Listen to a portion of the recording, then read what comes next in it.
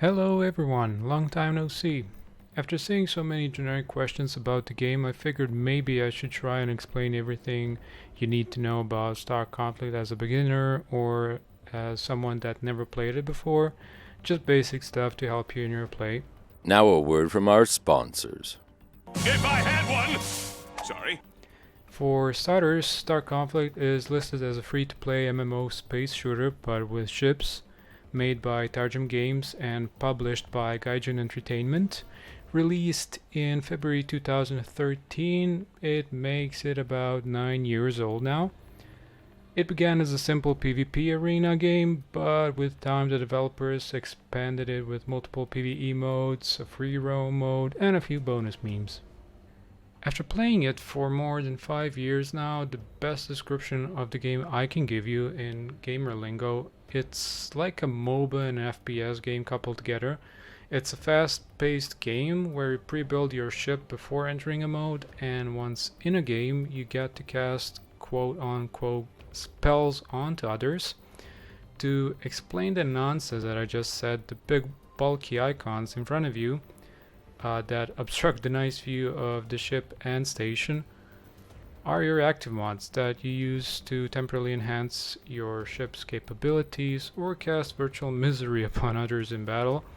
The minor but likewise ugly icons on the right side of the screen are your passive mods that passively enhance your ship so other players have a slightly harder time vibe checking your build. The crew tab, which is masterfully hidden in this Picasso grade user interface, is basically your masteries page or runes that enhance your build in just the right way. In the lower left corner you will find the seed chip slots.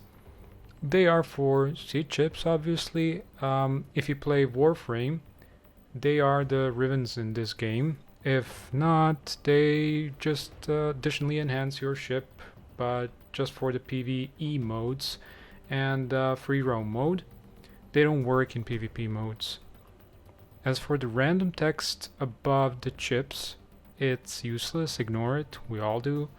You can see the stats by just hovering over the ship itself. In this game, you are basically a mercenary. You can fly any ship from any faction as long as you have unlocked it. However, you will start with Empire and later on unlock the rest. No need to rush or be worried. There are 3 factions that have their respective strengths and weaknesses, and a 4th one, a hybrid one, that can be tailored to whatever you really want in a ship. Let's talk a bit about factions. Since you start with Empire, their ships have a strong hull but weak shields and relatively low speed. They are basically the slow bricks in this game. Jericho ships, on the other hand, feature the opposite, weak hull but strong shields, mixed with average speed. Not too fast, not too slow, basically posh minimalistic ships. The Federation, however, has average hull and shield stats compared to the other two, but excels in speed. In my opinion, the best tanking is not having to tank at all. Now the infamous 4th faction called Elydium. This faction has modular ships, meaning their strengths and weaknesses are whatever you want them to be. That said, this does not mean you can only have strengths without any weaknesses. With great power comes great sacrifice in this case, something Uncle Ben had to learn the hard way. It's worth noting that their main weakness that cannot be changed is collision damage. Even a space mosquito can end you in an instant if you hit it too hard. And before anyone asks, nope, I will not talk about the Zeta for now. Currently there are 4 main ship types, starting from the smallest to the biggest type. There are interceptors, fighters, frigates, and destroyers. Each ship type has 3 subtypes, excluding destroyers. They only have suppressor class for the moment. Interceptor subtypes are recons, ECMs, and cover ops. Recons are great ships for area control. ECMs are used for crowd control. and cover ops are the best at dealing huge amounts of damage in a very short amount of time. Fighter subtypes are commands, tacklers, and gunships. Commands offer a great deal of buffs for allies and are usually offensive in nature. Tacklers hunt for solitary, weak, or easy targets with various debuffs at their disposal, and gunships, or how I like to call them, fun ships, are basically damage dealers. Frigate subtypes are long range, engineering, and guards. Long range frigates are snipers, engineering frigates are healers, and guards are mainly the defensive damage tankers. The destroyer's suppressor class is the only destroyer class for the time being, and their main purpose is to provide cover for allies or suppressed enemy team enough so they don't push your team all the way to the spawn point. I won't dive into the irony of this sentence any deeper than I have to for now. For more info on each ship subtype, press Escape, click on the Help tab, and read up on all the details available here. With ships done, let's move on to modes. There are 4 main modes: standard player versus AI mode, called Skirmish, standard PvP mode, called PvP Arena, standard PvE mode, called Random Mission, and a free roam mode accessed via map called Open Space. To expand a little on this, on the upper left side, there are portals and tournament tabs. Both are additional PvP modes.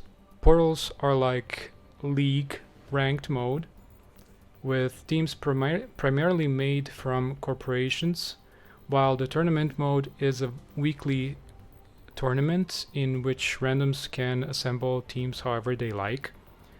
Under the portals, tournaments tabs, you will find special ops and missions tabs.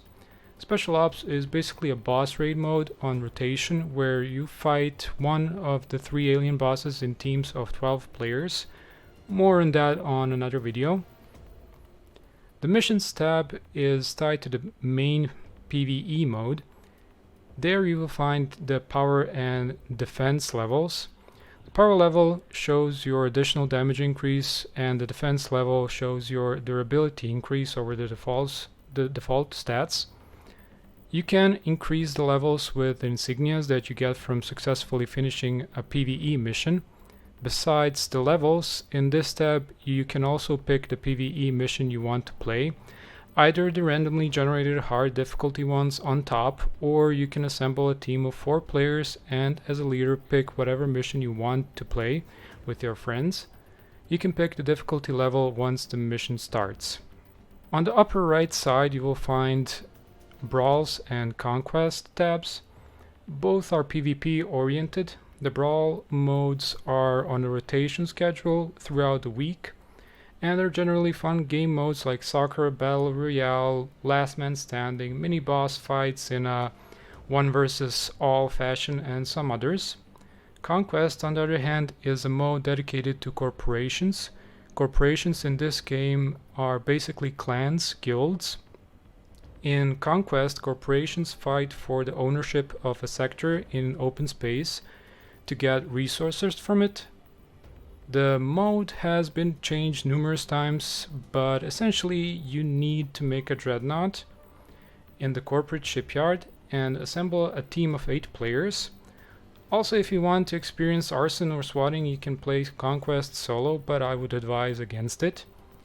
Last but not the least, the lower right side tabs. The custom battle one is self-explanatory, and the map is the map of the Star Conflict universe, which also serves as your undocking option if you wish to farm, explore, or do various daily missions in open space.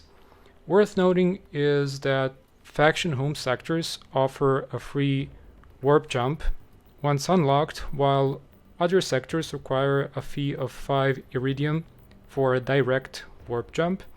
Additionally, if your corporation owns a sector, it will also be free to travel there. With most of the basics out of the way, here are a few honorable mentions that might help others, not just beginners.